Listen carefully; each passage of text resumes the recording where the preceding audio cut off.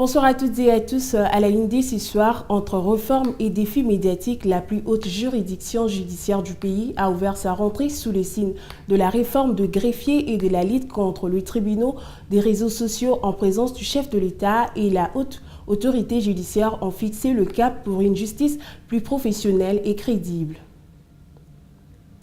Ouvrant ce journal par la Cour de cassation qui a effectué sa rentrée judiciaire ce mercredi 15 octobre sous les signes de la réforme et de la défense de l'état de droit en présence du chef de l'État, le premier président et le procureur général ont défendu une justice forte, crédible, adaptée aux défis du temps. La réforme du statut des greffiers a été au cœur des interventions ainsi que la dénonciation de dérivés de réseaux sociaux qui compromettent la présomption d'innocence. Cette rentrée confirme le rôle stratégique de la Cour dans la mise en œuvre de la justice transitionnelle et la lutte contre l'impunité, tout en mettant en avant les attentes d'une justice plus accessible, indépendante et moderne. Et puis le président de la République du Congo, Denis Sassou, a accueilli le mardi 14 octobre son homologue de la RDC, Félix-Antoine Tshisekedi, pour une visite de travail. Cette rencontre inscrite dans le cadre de la coopération bilatérale a permis aux deux chefs d'État d'échanger sur des questions d'intérêt commun, notamment le renforcement des échanges et de la sécurité régionale à la lumière de récents développements à l'est de la RDC et des initiatives de paix en cours. Reportage de la presse présidentielle. C'est en fin de matinée du mardi 14 octobre 2025 que le bateau transportant le président de la RDC a accosté au beach de Brazzaville. Félix-Antoine Tshisekedi Tshilombo a été accueilli par le ministre d'État, ministre de l'Aménagement du Territoire et des Grands Travaux, Jean-Jacques Bouya. Au cœur de son séjour à Brazzaville, des entretiens avec son homologue Denis Sassou Nguesso sur des questions diverses. Sur le plan sécuritaire, les deux dirigeants se sont apaisantis sur la situation à l'est de la République démocratique du Congo et sur les différentes initiatives en cours comme le processus de Doha et le processus de Washington. Des initiatives qui bénéficient d'un plein soutien du président Denis Sassou Nguesso.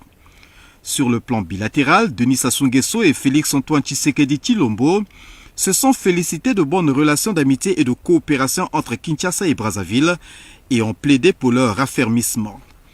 Sur le plan des infrastructures, le projet Route-Rail sur le fleuve Congo et les suites de l'accord de coopération sur la boucle de l'amitié énergétique entre les deux Congos et l'Angola, signé en décembre 2021 à Brazzaville, ont constitué d'autres centres d'intérêt de la rencontre entre les deux personnalités.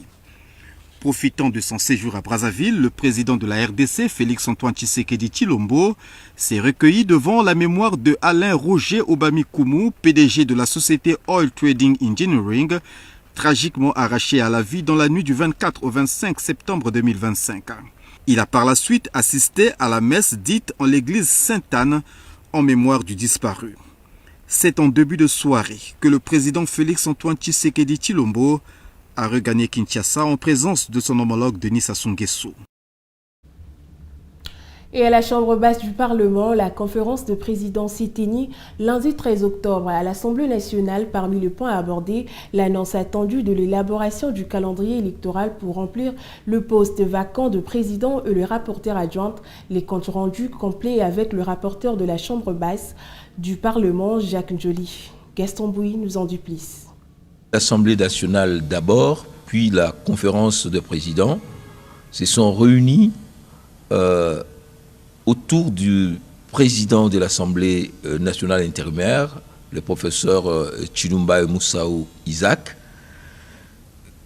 Au cours de ces rencontres, deux points ont dominé les discussions. Le premier point, c'est d'abord l'organisation de la prochaine plénière de l'Assemblée nationale. Deux points sont essentiellement inscrits à l'ordre du jour. Discussion autour de deux initiatives législatives, l'une venant du gouvernement sur un texte de ratification et le deuxième sur les modifications liées à la loi dite foncière, une initiative de notre collègue Augustin Blum. Le deuxième point à l'ordre du jour, c'est l'examen de la situation du personnel administratif de l'Assemblée nationale. Cet personnel qui réclame ses droits, et il est important que nous puissions faire le point sur les discussions que nous avons avec ces personnels.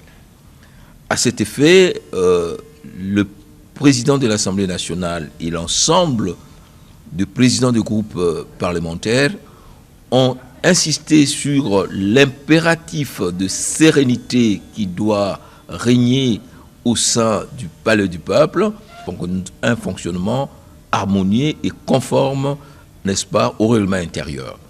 À cet effet, sur ceux qui veulent ou qui attendent l'organisation des élections au niveau de bureau à la suite de la démission d'un certain nombre de membres, il a été entendu que sur cette question, les calendriers y afférents sera publié incessamment après, n'est-ce pas, la concertation avec toutes les forces et les groupes politiques de l'Assemblée. Les réunions, la première, celle du bureau qui a commencé à 9h, et la deuxième, celle de la conférence de présidents qui a commencé à 14h, eh bien, ces deux réunions se sont terminées vers 18h. La situation épidémiologique en RDC était au centre d'une réunion stratégique tenue ce lundi 13 octobre. Au ministère de la Santé publique, les autorités sanitaires y ont passé en revue sur les urgences liées à Ebola, la Mpox et au choléra, avec pour objectif de renforcer les ripostes et d'améliorer la coordination des interventions sur les terrains. Suivez. Nous venons d'avoir la réunion de coordination stratégique ce 13 octobre ici au cabinet, au nom de son Excellence Monsieur le ministre de la Santé publique, Hygiène et Prévention sociale. Donc, la réunion de ce jour a tourné autour de 3 grands incidents, des incidents majeurs qui sont en cours au niveau du pays, notamment l'épidémie de la maladie à virus Ebola, l'épidémie de Mpox et celle de choléra. Alors, concernant le Ebola, donc à ce jour, on a noté que nous avons toujours 53 cas confirmés avec 43 décès et 11 cas qui sont probables. Et depuis, ce qui est important, c'est que nous avons maintenant 17 jours consécutifs où nous n'avons pas enregistré un nouveau cas confirmé. Ce qui montre que la tendance, nous sommes sur une bonne tendance.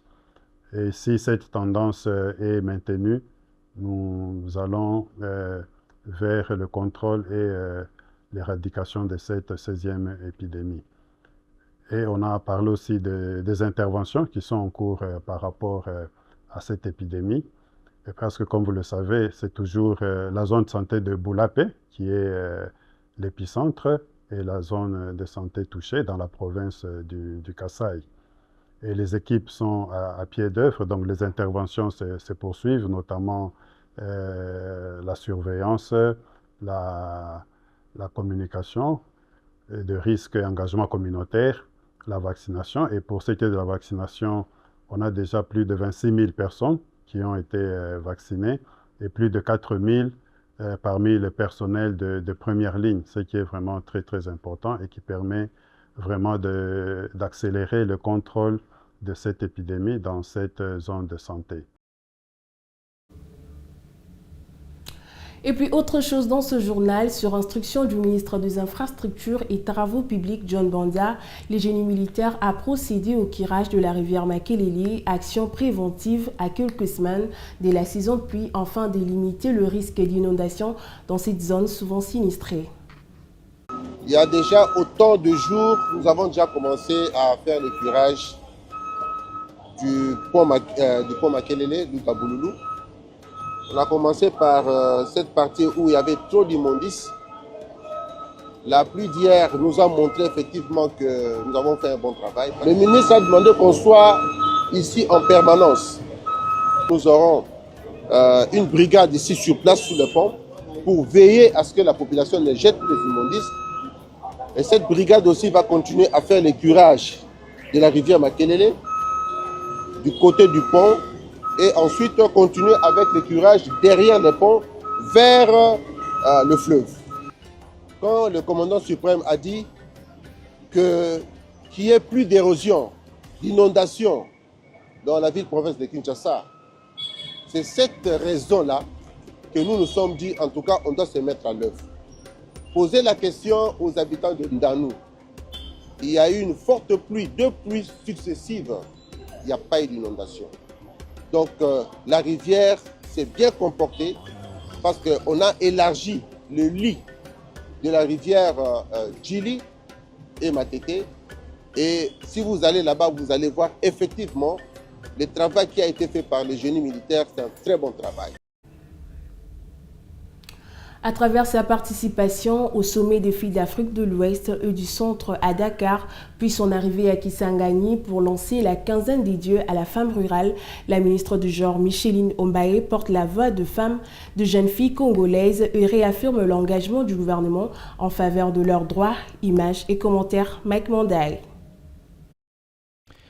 C'est à l'occasion de la Journée internationale de la jeune fille célébrée au Sénégal que Micheline Ombaye, ministre du genre, famille et enfants, a pris la parole au nom des adolescentes congolaises. Lors du sommet des filles d'Afrique de l'Ouest et du Centre, elle a exhorté les jeunes filles, malgré les agressions subies, à contribuer activement à la paix sous le thème « Éducation de toutes les filles au numérique, gage du développement de la RDC ». Les filles doivent être à la première ligne pendant la période des crises. Ça signifie que les filles ne doivent pas seulement se considérer comme victimes de ces crises, mais elles doivent participer dans la recherche de la paix, dans la résolution des conflits. Et elles sont aussi des agents de changement. Nous l'avons même vécu tout au long de ces sommets. Lorsque nous voyons les filles exprimer librement leur avis, leur opinion, leur position, elles posent clairement leurs problèmes, aussi des pistes et des solutions. C'est vraiment quelque chose d'encouragé. De retour au pays, la ministre a rallié Kisangani où elle a été chaleureusement accueillie. Ce déplacement s'inscrit dans le cadre de la Journée de la femme rurale, célébrée le 15 octobre sous le thème « Femmes et filles, revendiquons nos droits pour mettre fin à la guerre, protégeons nos terres pour promouvoir l'égalité et l'autonomisation ».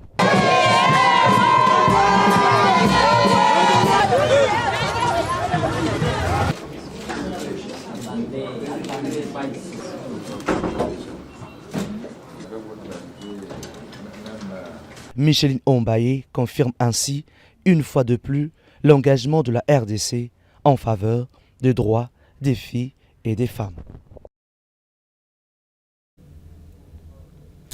L'appréciation spectaculaire du franc congolais face au dollar n'a pas encore d'impact concret sur le panier de la ménagère. Si quelques produits ont connu une légère baisse, le prix reste globalement élevé, maintenant une pression sur le consommateur.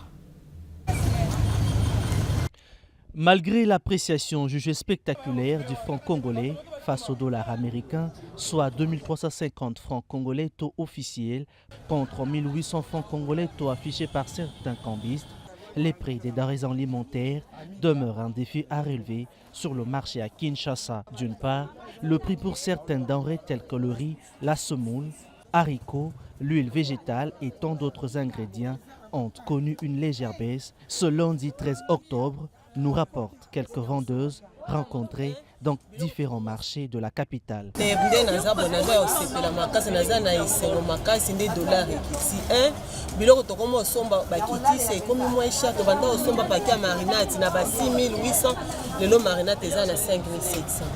Bamadeso ezaki akomata madeso eza moins cher huile moins cher biso pe komi nango na mesa tokitisi mbala moko toza na esengo makasi maison na biso ekomata na 17 ou bien 16. Tandis que pour d'autres produits, le prix reste obstinément élevé sur le marché. Une situation paradoxale qui pèse lourdement sur les vendeuses détaillants.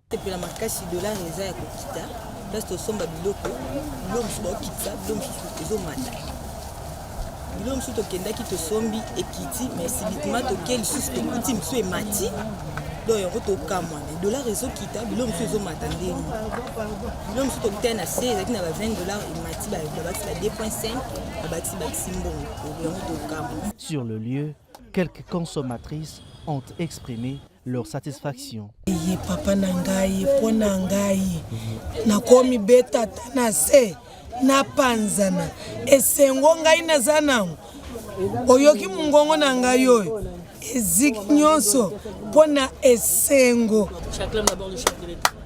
Merci papa Fachi, que Dieu te bénisse. Nous, on est vraiment très contents. On ne s'attendait pas dans ce pays sur le vivre miracle. Tout le monde Congo à l'alaki à la montre. Papa merci. En tout cas dollar pour nous petit bongai na sepe na casse. Et ma chérie, Zamba sali. Zamba yoki kolela ba Congolais. Biloko ekiti na ndima kite. Bido oui, tobando somango na 180, 130. Lelo bido oui comme na 109 000. Par ailleurs, l'autorité compétente est appelée à maintenir la stabilité du taux de change afin de parvenir à un pouvoir d'achat non spéculé. En sport, la République démocratique du Congo, les léopards de la RDC poursuivent leurs rêves mondialistes.